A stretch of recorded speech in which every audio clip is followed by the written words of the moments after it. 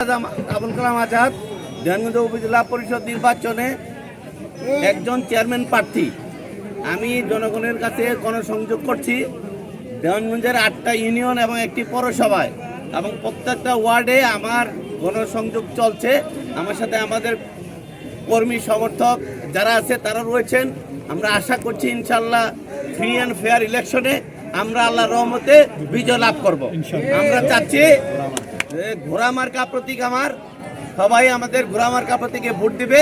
আমাদের 5 জন প্রার্থী, তার মধ্যে আমরা আশা করি যে ইনশাল্লাহ আমরা আগে আছি, আমরা 21শে মে নির্বাচনে জয় লাভ করব, এটাই আমরা আশা করি ইনশাল্লাহ। আমি জয় লাভ করলে দেওয়ানগঞ্জ উপজেলার সমস্ত রাস্তাঘাট, শিক্ষা প্রতিষ্ঠান এবং ধর্মীয় প্রতিষ্ঠান যেগুলো আছে এগুলো উন্নয়নমূলক কাজ আমরা বেশি করতে পারবো।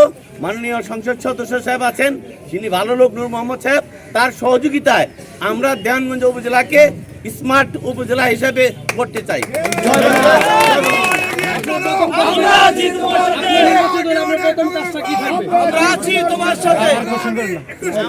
আমার প্রথম কাজ থাকবে দেওয়ানগঞ্জ থেকে এই কাউনেরচর বাজার পর্যন্ত রাস্তার উন্নয়ন।